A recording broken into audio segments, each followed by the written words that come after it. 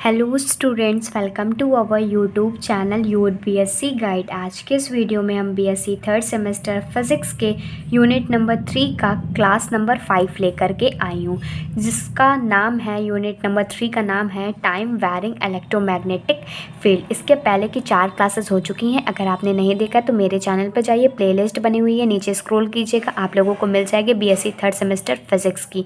तो आप लोग वहाँ से सारे लेक्चर्स को सीक्वेंस वाइज देख सकते हैं। मैंने सिलेबस करा दिया, most important chapter unit topic करा दिया है, यूनिट 1-2 के डिटेल लेक्चर, सारे यूनिट के मोस्ट इंपॉर्टेंट क्वेश्चन और वन शॉट वीडियोस को भी प्रोवाइड कर रही हूँ। तो मेरे चैनल पे आप लोगों को फिजिक्स, केमिस्ट्री, मैथमेटिक्स तीनों सब्जेक्ट के सारे यूनिट, सारे चैप्टर सब कुछ मिल जाएगा। नहीं तो आप लोग सिंपली यूट्यूब पे सर्च कीजिएगा BSc third semester physics by your BSc guide. मेरे चैनल पे जितने भी फिजिक्स की वीडियो होगी, प्लेलिस्ट वगैरह होगी, सब कुछ आप लोगों के सामने आ जाएगा। नहीं तो इस वीडियो के डिस्क्रिप्शन बॉक्स में भी मैं आप लोगों को प्लेलिस्ट का लिंक भी प्रोवाइड करती हूँ। फिर भी अगर आप लोगों को कोई वीडियो नहीं मिलती तो कमेंट करके बताइएगा, मैं आप लोगों को लिंक भी प्रोवाइड कर दूँगी, चाहे वो फिजिक्स का हो, केमिस्ट्री का, मैथमेटिक्स का। और ज़्यादा से ज़्यादा ये वीडियो को शेयर कीजिए ताकि और भी बच्चों तक पहुँच सके। अगर आपके कोई छोटे भाई बहन first year, first semester, second semester में है तो उनको भी ज़्यादा से ज़्यादा मेरा चैनल रिकमेंड कीजिए, क्योंकि उनके लिए भी नए कोर्सेज़ मैंने स्टार्ट किए हैं, चाहे फिजिक्स के हो, केमिस्ट्री के हो, मैथ्स के हो, इंग्लिश के हो, चाहे कंप्यूटर साइंस के हो, सब कुछ मैं आप लोगों को चैनल पे पढ़ाती हूँ एकदम फ्री ऑफ कॉस्ट। तो आप लोग ज़्यादा से ज़्यादा शेयर कीजिए। और जो मैं आप लोगों को पढ़ाती हूँ काफ़ी ज़्यादा इंपॉर्टेंट होता है। ठीक, आज का जो हमारा टॉपिक है बहुत ही ज़्यादा इंपॉर्टेंट है, जो कि है मैक्सवेल इक्वेशन और उसके प्रूफ। काफ़ी बार एग्जाम में लॉन्ग में, शॉर्ट में, वेरी शॉर्ट में, देखिए वेरी शॉर्ट में कैसे पूछता है, मैक्सवेल की इक्वेशन बता दीजिए आप लोग। ठीक, फिर उसके बाद शॉर्ट में आता है तो कहेगा मैक्सवेल का इक्वेशन तो बताइए, साथ ही साथ उसका डिफरेंशियल फॉर्म, इंटीग्रल फॉर्म में बताइए। लॉन्ग में पूछा जाता है कि मैक्सवेल का इक्वेशन तो बताइए, इंटीग्रल, डिफरेंशियल फॉर्म भी बताइए, और साथ ही साथ जो 4 इक्वेशन होते हैं मैक्सवेल के, उसको प्रूफ करके भी पूछ सकता है। तो मैं आप लोगों को आज के वीडियो में पूरा का पूरा मैक्सवेल इक्वेशन पढ़ाने वाली हूँ, तो वीडियो को लास्ट तक देखिएगा, इसके बिल्कुल मत कीजिएगा। थोड़ी सी लंबी हो सकती है वीडियो, लेकिन आप लोगों के लिए बहुत ही ज़्यादा यूज़फुल होगी। एक ही वीडियो से आप लोग सारा अच्छे से प्रूफ जान देंगे, साथ ही साथ कैसे लिखना है मैक्सवेल इक्वेशन, सब कुछ सीख जाएंगे। और आप लोग कॉपी पेन निकाल के बैठे रहेंगे ना, और नोट डाउन करते हुए चलेंगे। वीडियो को पॉज करना है और नोट डाउन करते हुए चलना है, ताकि आप लोगों को आगे चल के कोई भी दिक्कत परेशानी ना हो। और इस क्वेश्चन को ज़रूर एग्ज़ाम में पूछा जाएगा अगर यूनिट नंबर 3 से क्वेश्चन आता है। ठीक, तो पूरा चीज़ देखिएगा अच्छे से, एक एक इक्वेशन समझाऊंगी, कैसे कॉपी में लिखना है, ये सब कुछ भी बताने वाली हूँ। तो आप लोग इसके बिल्कुल मत कीजिएगा। अगर आप नए स्टूडेंट हैं तो चैनल को सब्सक्राइब कर लीजिएगा। मेरे चैनल पे आप लोगों को हर तरह का कंटेंट मिल जाएगा, चाहे वो फिजिक्स का हो, केमिस्ट्री का, मैथमेटिक्स का हो। जितने भी आप लोगों को वीडियो चाहिए कमेंट करके वो भी बता सकते हैं, कोई डाउट हो तो वो भी कमेंट करके बता सकते हैं। ठीक, तो स्टार्ट करते हैं। मैक्सवेल के इक्वेशन क्या होता है, देखिए फराडे लॉ तो मैंने आप लोगों को पढ़ा दिया बहुत अच्छे से। ठीक, अगर फराडे लॉ में अगर आप लोगों को कोई दिक्कत है तो आप लोग कमेंट करके बता दीजिएगा। बाकी जो ये मैक्सवेल का इक्वेशन है, इसमें हम लोग डिस्प्लेसमेंट करंट के बारे में भी देखेंगे कैसे इसमें होता है। ठीक, तो मैक्सवेल ने एक साइंटिस्ट थे जिन्होंने कुछ इक्वेशन दी जो कि डिफाइन करती है इलेक्ट्रोमैग्नेटिक फील्ड ऑफ इक्वेशन के बारे में भी और डिस्प्लेसमेंट करंट के बारे में भी। तो पूरा सेट मिला करके उन्होंने 4 इक्वेशंस दी थी, उसका इंटीग्रल फॉर्म में भी दिया था, डिफरेंशियल फॉर्म में भी दिया था। सब कुछ मैं आप लोगों को बताने वाली हूँ। सबसे पहले इसमें लिखेंगे, पॉइंट्स लिखेंगे। सबसे पहले मैक्सवेल का इक्वेशन होता क्या है, फिर उसके बाद 4 इक्वेशन क्या होते हैं, फिर उसके बाद प्रूफ वगैरह, इंटीग्रल, डिफरेंशियल फॉर्म, सब कुछ देखेंगे। ठीक, तो इसमें लिखेंगे, सबसे पहला पॉइंट लिखेंगे Faraday's law. Faraday's law shows that electricity, एक एक पॉइंट लिखवाऊंगी, समझाऊंगी, प्रूफ भी कराऊंगी, सब कुछ कराऊंगी, तो आप लोगों को अच्छे से नोट डाउन करना है। कह रहा है Faraday law showed that electricity and magnetism are fundamentally connected. देखिएगा, समझिएगा, जो फराडे लॉ कहता था कि जो इलेक्ट्रिसिटी है, मतलब जो हमारा करंट है, और मैग्नेटिज्म है जो कि मैग्नेटिक फील्ड इंड्यूस होती है, वो एक दूसरे से कनेक्टेड है। ठीक, तो इसमें लिखेंगे, आगे लिखेंगे the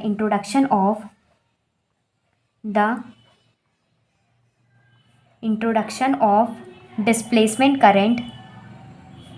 displacement displacement current by Maxwell's enhances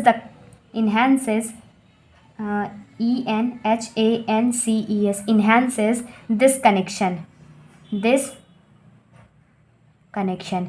इसमें कह रहा है the introduction of displacement current. ये डिस्प्लेसमेंट करंट क्या होता है, ठीक, तो इसको भी मैं आप लोगों को बताऊंगी। मैंने आप लोगों को मोस्ट इंपॉर्टेंट क्वेश्चन में भी बताया हुआ है, ठीक। तो जो कह रहा है इंट्रोडक्शन ऑफ डिस्प्लेसमेंट करंट के बारे में है, तो इस मैक्सवेल की इक्वेशन से ही पता चला, वो इसमें कनेक्शन के बारे में बताता है, ठीक। आगे इसमें नेक्स्ट पॉइंट लिखेंगे, set of fundamental laws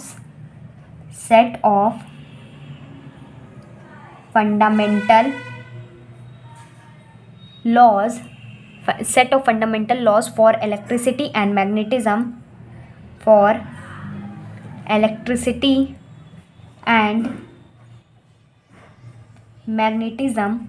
known as electromagnetic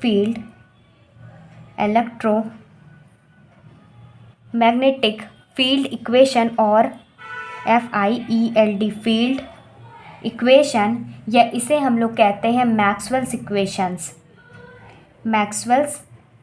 equation, ठीक। इसमें कह रहा है सेट ऑफ फंडामेंटल लॉज, मतलब बहुत सारे फंडामेंटल लॉज का सेट जो इलेक्ट्रिसिटी और मैग्नेटिज्म को डिफाइन करता है, उसी को कहते हैं इलेक्ट्रोमैग्नेटिक फील्ड इक्वेशन, या कह सकते हो मैक्सवेल इक्वेशन। तो ये पूरी की पूरी डेफिनेशन हो गई जो आप लोगों को अच्छे से याद करनी है, ठीक। फिर उसके बाद जो मैक्सवेल के इक्वेशन थे, उन्होंने बता तो दिया इलेक्ट्रिक फील्ड और मैग्नेटिक फील्ड के पूरे सेट ऑफ फंडामेंटल लॉज के बारे में, लेकिन ये मैक्सवेल का इक्वेशन था क्या? तो मैक्सवेल का पहला इक्वेशन था Gauss law for electric field.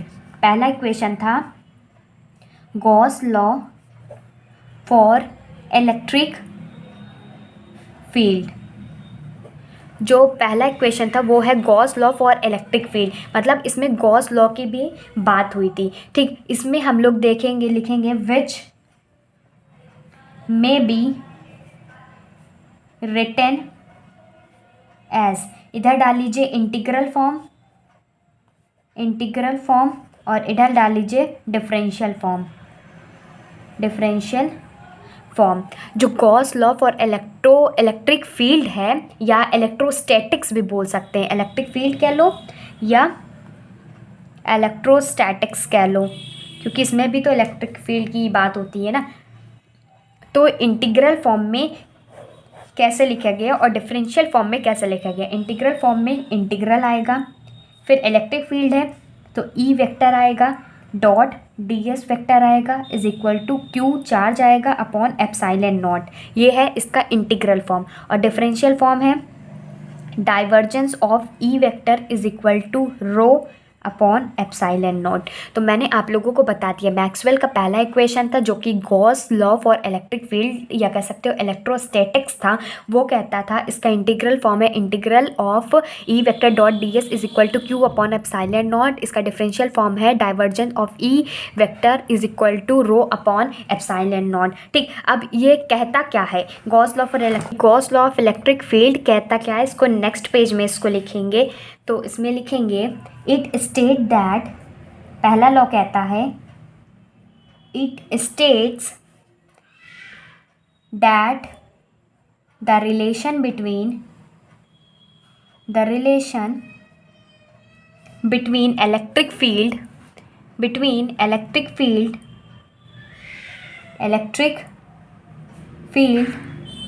And the charge that produces it,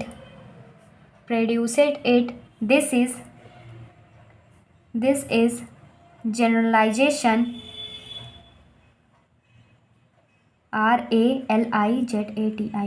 generalization of Coulomb's law. इसमें देखिए जो पहला लॉ है मैक्सवेल इक्वेशन का पहला जो लॉ है वो कहता है इट स्टेट दैट, ये कहता है कि the relation between electric field and the charge, जो इलेक्ट्रिक फील्ड और चार्ज के बीच में जो रिलेशन है जो कि प्रोड्यूस हो रहा है वो एक जनरलाइजेशन है, मतलब एक जनरल फॉर्म है कूलम्ब्स लॉ का, ठीक। जो कि मैंने आप लोगों को इंटीग्रल फॉर्म बता दिया जो कि है E E vector dot D S vector is equal to Q upon epsilon naught, और डिफरेंशियल फॉर्म में divergence of E vector is equal to rho upon epsilon naught. तो मैक्सवेल का पहला इक्वेशन या कह सकते हो पहला जो लॉ था या इक्वेशन प्रूफ हो गया, मतलब मैंने आप लोगों को बता दिया। पहले मैक्सवेल के चारों इक्वेशन को बता दूंगी, फिर चारों इक्वेशन को प्रूफ कराऊंगी, ठीक। अब जो सेकंड जो मैक्सवेल का इक्वेशन है वो है Gauss law for magnetic field. अभी हमने इलेक्ट्रिक फील्ड में देखा था, और दूसरा इक्वेशन था Gauss law for magnetic field में देखेंगे, ठीक। तो ये इसका भी देख लेंगे। एक साइड लिखिएगा इंटीग्रल फॉर्म, एक साइड लिखिएगा डिफरेंशियल फॉर्म। तो लिखेंगे which may be written as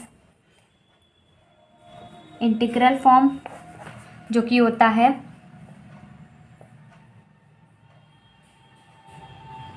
surface integral B dot D S is equal to zero, और डिफरेंशियल फॉर्म होता है divergence of B vector is equal to zero. तो Gauss law for magnetic field कहता है कि जो इंटीग्रल फॉर्म में होगा बी डॉट डी एस हमारा जीरो होगा, और डिफरेंशियल फॉर्म में डाइवर्जेंस ऑफ बी वेक्टर जो होगा वो ज़ीरो होगा, ठीक। अब इसमें लिखेंगे ये कहता क्या है। इट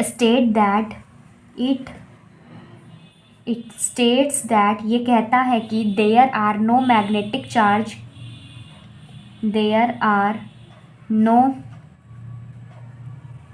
मैग्नेटिक चार्जेस, और कह सकते हो magnetic monopole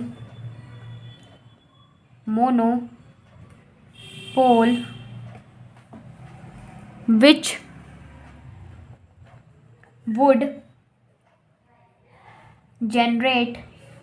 generate a magnetic field such as electric charges create an electric field. देखिए इट स्टेट दैट ये कहता है कि there are no magnetic charges या और मैग्नेटिक मोनोपोल, मतलब कोई ऐसा ये कहता है कि कोई मैग्नेटिक चार्जेस नहीं है, ना ही मैग्नेटिक मोनोपोल है, which would generate a magnetic field, जिसकी वजह से मैग्नेटिक फील्ड जनरेट हो, such as electric charges create an electric field, और इलेक्ट्रिक चार्जेस ही प्रेजेंट है तो इलेक्ट्रिक फील्ड ही क्रिएट कर सकता है। इसीलिए बी डॉट डी एस की वैल्यू भी जीरो है, और डाइवर्जेंस ऑफ बी वेक्टर भी हमारा जीरो है। तो दूसरा इक्वेशन आप लोगों को समझ में आया कि नहीं आया, कमेंट करके ज़रूर बताइए। अब थर्ड इक्वेशन देखते हैं, जो कि है फैराडे लॉ ऑफ इंडक्शन। क्या है? Faraday's law of induction.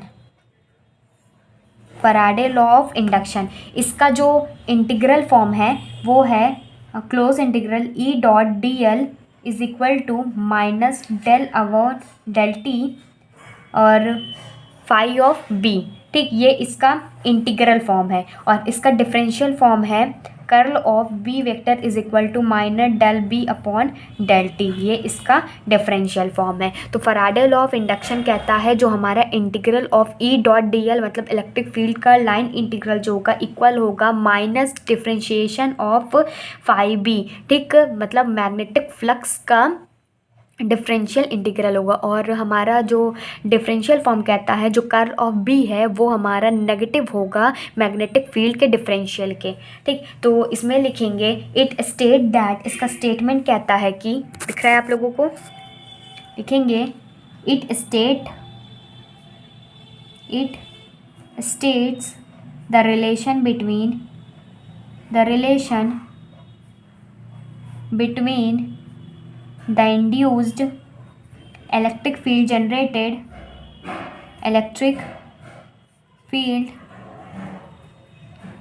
generated by a change in magnetic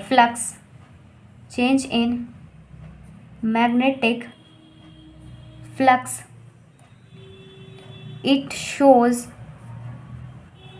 that a varying magnetic field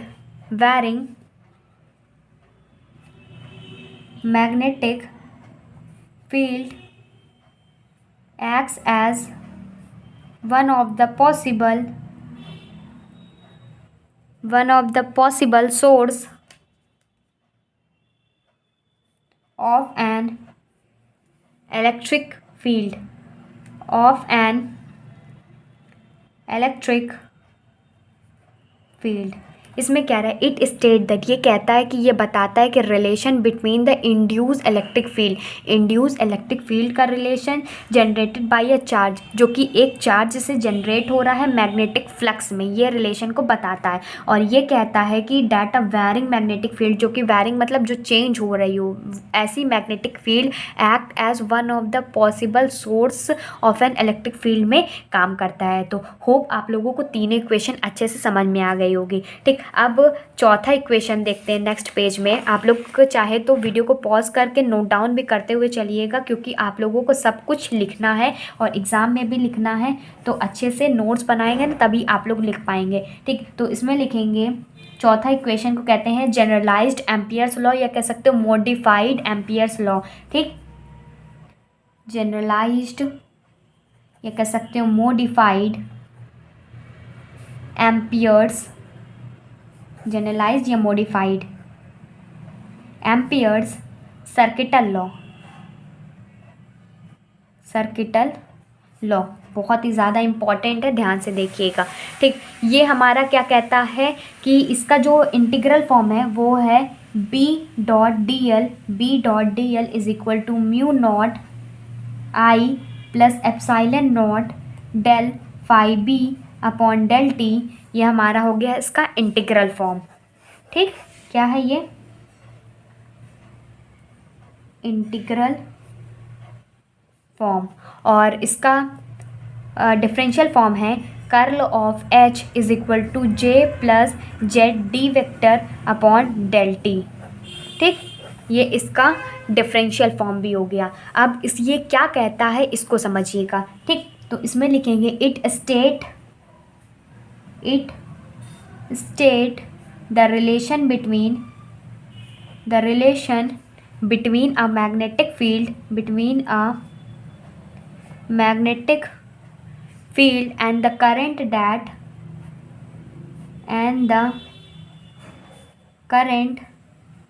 that give rise to the field. It shows that magnetic field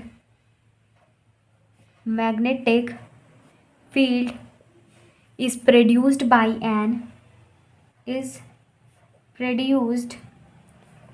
an electric current or by a changing electric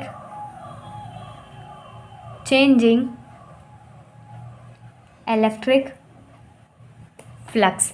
इसको समझिएगा, it state that, ये हमें कहता है कि the relation between a magnetic field, जो magnetic field का relation है और करंट का रिलेशन के बारे में बताता है, that give rise to the field, जो कि कैसे ये फील्ड उत्पन्न हो रही है वो बताता है। इट शोज दैट, ये हमें बताता है कि जो मैग्नेटिक फील्ड है produce by an electric current की वजह से प्रोड्यूस हो रही है और by a changing electric flux की वजह से प्रोड्यूस हो रही है। काफ़ी ज़्यादा इंपॉर्टेंट है, अच्छे से ध्यान से समझ लीजिए। अब मैं आप लोगों को जितने भी 4 के 4 इक्वेशन मैंने आप लोगों को बता दिए, आप लोग कमेंट करके बताइए आप लोगों को कोई डाउट तो नहीं है। बहुत ही अच्छे से, बहुत ही अच्छे तरीके से लिखवा भी दिया है, ताकि आप लोगों को एग्ज़ाम में एज इट इज़ लिखने को भी आ सके, तो आप लोग लिख सके। ठीक, तो अब मैं स्टार्ट कर रही हूँ प्रूफ। चारों जो लॉ मैंने आप लोगों को इक्वेशन बताए, इसके प्रूफ काफ़ी ज़्यादा इंपॉर्टेंट है। तो अब नेक्स्ट हेडिंग डालिएगा, proof of Maxwell's equation. Proofs of Maxwell's equation। अब डालिएगा फर्स्ट इक्वेशन का प्रूफ डालेंगे। फर्स्ट इक्वेशन, हमें क्या करना है, हमें इंटीग्रल फॉर्म से डिफरेंशियल फॉर्म लाना है। फर्स्ट इक्वेशन इंटीग्रल फॉर्म का क्या है, E dot D S vector is equal to Q upon epsilon naught, ये हमारा इंटीग्रल फॉर्म है। और डिफरेंशियल फॉर्म क्या है, divergence of E vector is equal to rho upon epsilon naught, ये हमारा डिफरेंशियल फॉर्म है। तो फर्स्ट इक्वेशन में प्रूफ में करेंगे, इंटीग्रल फॉर्म हम लोग लेंगे और डिफरेंशियल फॉर्म को प्रूफ करेंगे। ठीक, तो लिखेंगे अकॉर्डिंग टू, और जैसे लिखवा रही हूँ वैसे ही आप लोगों को लिखना भी है, according to Gauss law. Gauss law कहता है कि जो इंटीग्रल फॉर्म है E dot D S is equal to Q upon epsilon naught है। ठीक, अब यहाँ से एप्साइलन नॉट को इधर भेज देते हैं तो क्या हो जाएगा, epsilon naught E vector dot D S vector is equal to Q आ जाएगा। और हम लोगों ने यूनिट नंबर 2 में डी का एक रिलेशन पढ़ा था ना, सिंस डी होता था वो एप्साइलन नॉट और ई होता था। और जो रो की वैल्यू भी हम लोग ने पढ़ाई हुई है, क्या पढ़ी हुई है, फर्स्ट वाले यूनिट में मैंने पढ़ाया हुआ है, इसको तो सेकंड वाले यूनिट में पढ़ाया है। डी इज इक्वल टू जो मैंने आप लोगों को इलेक्ट्रिक फील्ड वगैरह पढ़ाया था और उसमें जो डाइलेक्ट्रिक पोलराइजेशन वगैरह में बताया हुआ है। ठीक, तो D इज इक्वल टू ये एप्सिलॉन नॉट E होता है और rho is equal to DQ upon DV होता है। तो हमें यहाँ से ये तो पहला हो गया और ये दूसरे वाले में से DQ की वैल्यू निकाल लेते हैं जो कि रो DV हो जाएगा, और Q की वैल्यू निकालेंगे, डिफरेंशियल हटा देंगे तो इंटीग्रल रो DV हो जाएगा। इस दो इक्वेशन का यूज़ होने वाला है, तो इसको बस आप लोग ब्रैकेट में करके लिख लीजिएगा। ठीक, तो जहाँ पर हमारे पास ई नॉट और ई वेक्टर है उसकी जगह हम डी लिख देंगे और क्यू की जगह क्या लिख देंगे, क्यू की जगह लिखेंगे इंटीग्रल रो DV। ठीक, तो आगे लिखते हैं, यहीं पर लिख लेते हैं। अच्छा, D vector dot D S vector यहाँ पर रख दिया, फिर क्यू की जगह पे रख लेते हैं रो और ये DV है। इसको इक्वेशन नंबर फर्स्ट मान लेते हैं। अब यहाँ पर देखिए, यहाँ क्या है, सरफेस इंटीग्रल, इधर क्या है, वॉल्यूम इंटीग्रल। तो सरफेस इंटीग्रल से वॉल्यूम इंटीग्रल में कन्वर्ट करेंगे, काफ़ी इंपॉर्टेंट है तो ज़रूर देख लीजिएगा। ठीक, तो लिखेंगे on converting surface integral into volume integral. ठीक, तो हम जानते हैं सरफेस इंटीग्रल से वॉल्यूम इंटीग्रल में कन्वर्ट करना, तो A dot D S is equal to integral dot A vector DV होता है, ये हमारा मेन फॉर्मूला है। ठीक, तो फ्रॉम इक्वेशन नंबर फर्स्ट, तो जो हमारे पास D vector dot D S vector है इसको हम क्या लिख सकते हैं, इसको हम लिख सकते हैं del vector dot D vector और ये DV, और राइट हैंड साइड क्या था, इंटीग्रल रो DV था। ठीक, अब यहाँ से दोनों साइड से इंटीग्रल हटा देंगे तो बचेगा del dot D vector is equal to rho, और इसको हम लिख सकते हैं divergence of D vector is equal to रो।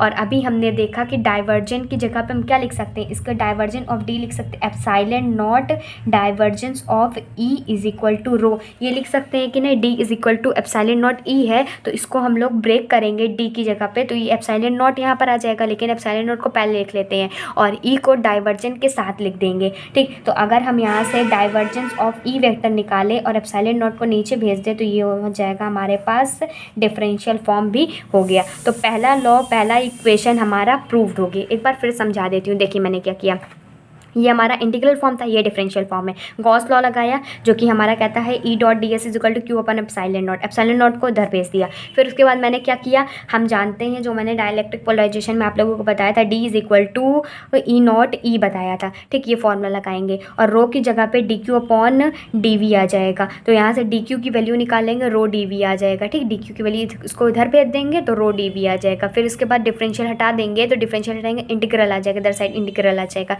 ठीक, तो अब इसको और इस इक्वेशन को इस इक्वेशन में पुट कर देंगे, तो ई नॉट ई वेक्टर की जगह डी लिख देंगे, यहाँ पर DS है, क्यू की जगह पे इंटीग्रल रो DV रख देंगे। फिर उसके बाद यहाँ सरफेस इंटीग्रल वॉल्यूम इंटीग्रल है, तो सरफेस इंटीग्रल को वॉल्यूम इंटीग्रल में कन्वर्ट करने के लिए, जो कि A dot DS is equal to del dot E है, तो अगर हम लोग D vector dot D S को कन्वर्ट करेंगे तो मतलब D dot D vector D V आ जाएगा कि नहीं आ जाएगा, वही चीज़ मैंने यहाँ पर किया और राइट हैंड साइड को right hand side as it is लिख दिया। फिर उसके बाद दोनों साइड से इंटीग्रल हटा देंगे, इसको इस तरीके से लिख लिया। फिर उसके बाद डेल डॉट डी वेक्टर को हम लोग डाइवर्जेंस ऑफ डी वेक्टर भी लिख सकते हैं और डी की जगह क्या लिख देंगे, एप्सिलॉन नॉट और ई वेक्टर। ठीक, तो इसकी जगह ये लिख दिया। तो एप्सिलॉन नॉट को मैंने बाहर रख दिया और ई को एज इट इज़ मतलब यहाँ से जो ई था ये लिख दिया और डाइवर्जेंस के साथ लिख दिया इज इक्वल टू रो हो जाएगा। फिर डाइवर्जेंस ऑफ ई निकाल लिया तो एप्सिलॉन नॉट था, इसको नीचे कर दिया तो हमारा डिफरेंशियल फॉर्म भी प्रूफ हो गया। तो पहला इक्वेशन प्रूफ हो गया। कोई डाउट होता है तो कमेंट करके पूछिएगा, नहीं समझ में आता तो आप वीडियो को रिपीट कर लीजिएगा।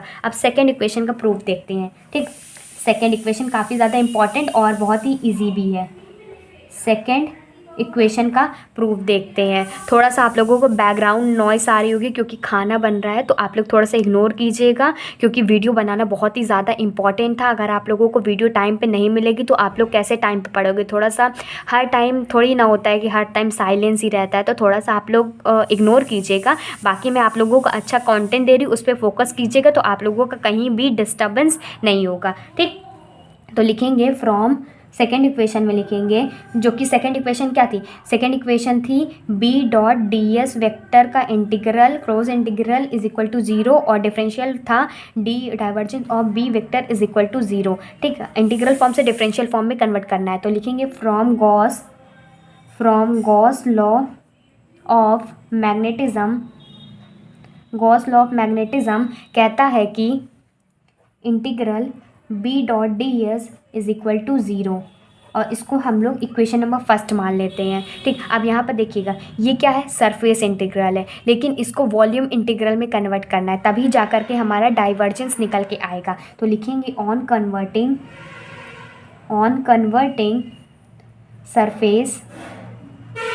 सरफेस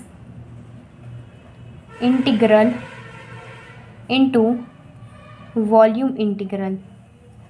ठीक, तो ये हो जाएगा b dot D S is equal to del dot b vector और ये dv आ जाएगा। तो इसको इक्वेशन नंबर सेकंड मान लेते हैं तो लिखेंगे on putting equation number second in equation number first में पुट कर देंगे। तो यहाँ पुट कर देंगे तो ये आ जाएगा integral del b vector dv is equal to 0।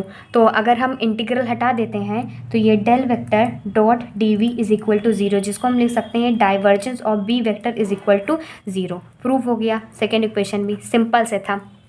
ठीक, अगर आप लोगों को नहीं समझ में आता है ना तो आप वीडियो को रिपीट करके देखिए, ज़रूर समझ में आ जाएगा। अब थर्ड इक्वेशन देखते हैं नेक्स्ट पेज में। अब थर्ड इक्वेशन का प्रूफ डाल लेते हैं तो डालेंगे थर्ड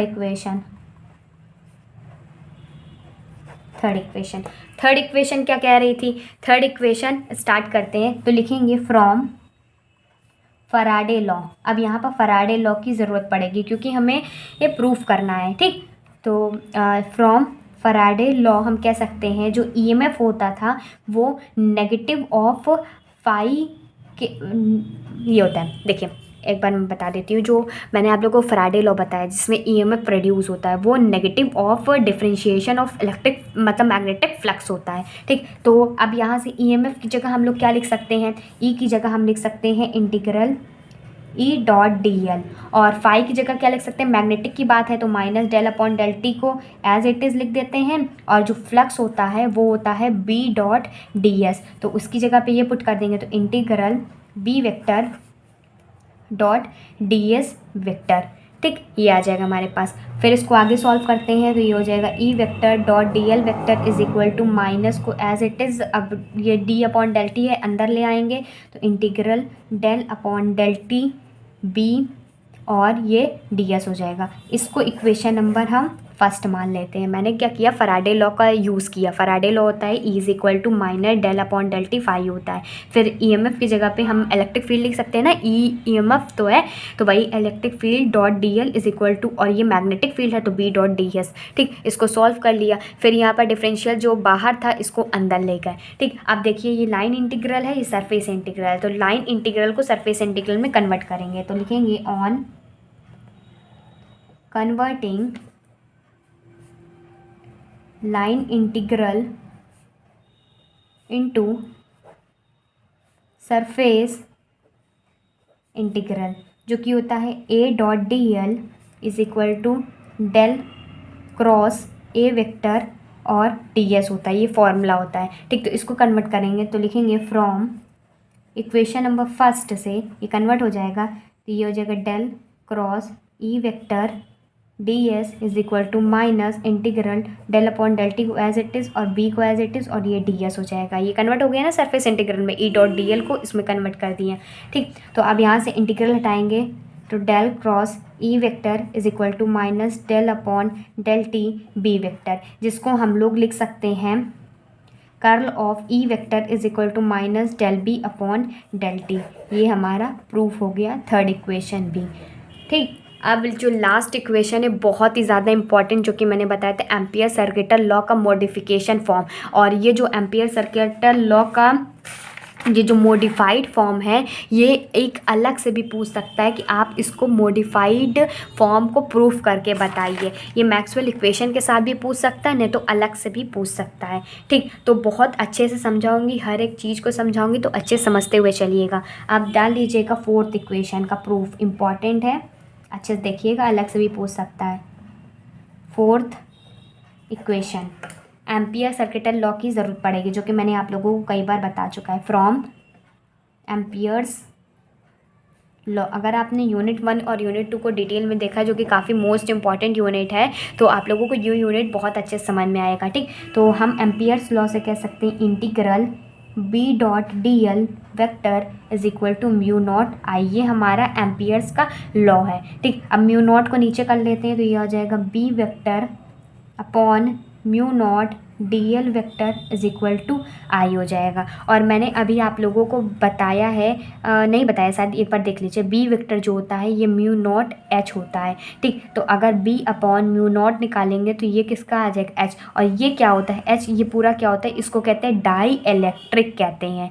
ठीक, डाई इलेक्ट्रिक मैंने आप लोगों को यूनिट नंबर 2 में पढ़ाया है शायद। ठीक, तो वहाँ देख लीजिए, और मैंने ये फॉर्मूला यूज़ होगा, और मैंने आप लोगों को करंट डेंसिटी बताया है D I upon D S, तो J D S is equal to D I हो जाएगा और I is equal to J D S हो जाएगा। ये मैंने आप लोगों को इसी यूनिट में बताया हुआ, I is equal to J D S, ये दो फॉर्मूला यूज़ होने वाला है। देखिए, बी अपॉन म्यू नॉट की जगह पे एच लिख देंगे और आई की जगह पे इंटीग्रल जे डी एस लिख देंगे। तो वैल्यू को पुट करते हैं तो ये हो जाएगा हमारा H vector dot D L vector is equal to integral J D S, और जे क्या है, हमारा करेंट डेंसिटी है। ठीक, ये बन गया। अब यहाँ पर देखिए एल डी एल है मतलब लाइन इंटीग्रल, डी एस है मतलब सरफेस इंटीग्रल, तो लाइन इंटीग्रल को सरफेस इंटीग्रल में कन्वर्ट करेंगे। तो ये जो लाइन इंटीग्रल, इधर सरफेस इंटीग्रल, इसको नहीं कन्वर्ट करेंगे, इसको कन्वर्ट करेंगे। ठीक, तो लाइन इंटीग्रल में सरफेस इंटीग्रल में कन्वर्ट करेंगे तो क्या आ जाएगा हमारे पास, तो लिखेंगे ऑन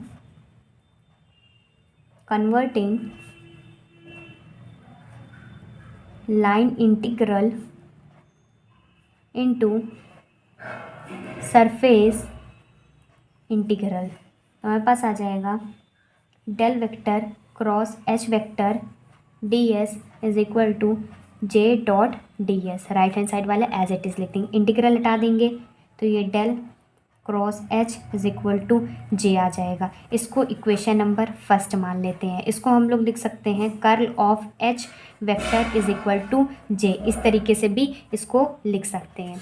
अब इधर देखिए, अभी ये पूरा कंप्लीट नहीं हुआ है, अभी हमें बहुत सारी चीज़ें चाहिए। तो अगर हम लोग इसका डाइवर्जेंस ले लें, अगर दोनों साइड हम इसका डाइवर्जेंस ले लें तो क्या आ जाएगा, मतलब डाइवर्जेंस का मतलब डेल। ठीक, तो लिखेंगे on taking divergence on both side, दोनों साइड डाइवर्जेंस ले लें, मतलब हमारे पास क्या है, डेल क्रॉस एच है इज इक्वल टू जे है। तो इधर डाइवर्जेंस लेंगे तो ये डेल वेक्टर डॉट हो जाएगा और इधर भी डेल वेक्टर डॉट हो जाएगा, दोनों साइड डाइवर्जेंस हो गया। और हम जानते हैं सिंस यहाँ से सॉल्व करेंगे तो ये आ जाएगा del dot J vector is equal to हमारा 0 आ जाएगा। और हमने अभी इक्वेशन ऑफ कॉन्टिन्यूटी पढ़ा हुआ है, तो लिखेंगे फ्रॉम इक्वेशन ऑफ कॉन्टिन्यूटी जो del vector dot J vector plus del rho upon del T is equal to 0 होता है ना, बस इसी का यूज़ करना है। तो अगर हम डेल डॉट जे की वैल्यू निकालेंगे तो minus del upon del T ये रो आ जाएगा। ठीक, इसका भी यूज़ करेंगे। तो लिखेंगे, आगे लिखेंगे for modified form of Ampere's law, there will generate a displacement factor। मतलब अगर हम मॉडिफाइड फॉर्म निकाल लें एम्पियर्स लॉ तो एक डिस्प्लेसमेंट फैक्टर जनरेट होगा। तो लिखेंगे since from equation number first से हम लिख सकते हैं, फर्स्ट इक्वेशन क्या थी, del cross S is equal to J है, तो ये आ जाएगा del cross H is equal to J था, और जो हमारा डिस्प्लेसमेंट फैक्टर है या डिस्प्लेसमेंट करंट कहते हैं उसे जे टी से डिनोट करते हैं। तो इसी में मैक्सवेल इक्वेशन में ही डिस्प्लेसमेंट करंट का यूज़ किया गया था। ठीक, पहले आप लोग इतना समझ लीजिए, फिर मैं आप लोगों को और समझाती हूँ। अब इधर फोर्थ इक्वेशन फिर से समझने की कोशिश कीजिए। एम्पियर्स लॉ लगाया, ठीक, और म्यू नॉट को इसके नीचे ले आया। फिर उसके बाद हम फॉर्मूला जानते हैं B is equal to mu naught H, जहाँ से एच की वैल्यू निकाल ली। ठीक, बी अपॉन म्यू नॉट की वैल्यू निकाल ली, इसको कहते हैं डाइलेक्ट्रिक एच को। फिर करंट डेंसिटी से आई की वैल्यू निकाल ली, दोनों को पुट कर दिया। फिर उसके बाद लाइन इंटीग्रल को सरफेस इंटीग्रल में कन्वर्ट कर दिया, इक्वेशन नंबर फर्स्ट मान लिया, दोनों साइड डाइवर्जेंस ले लिया और इसको सॉल्व किया तो हमारे पास इतना आया। फिर इक्वेशन ऑफ कॉन्टीन्यूटी से डेल डॉट जे वेक्टर की वैल्यू निकाल ली। अब मॉडिफिकेशन चाहिए हमें एम्पियर्स लॉ का, उसमें एक डिस्प्लेसमेंट फैक्टर जो कि है जे डी, इसको ऐड होना ज़रूरी है। ठीक, अब जब ऐड हो गया है तो दोनों साइड डाइवर्जेंस ले लेंगे। ठीक, तो लिखेंगे ऑन टेकिंग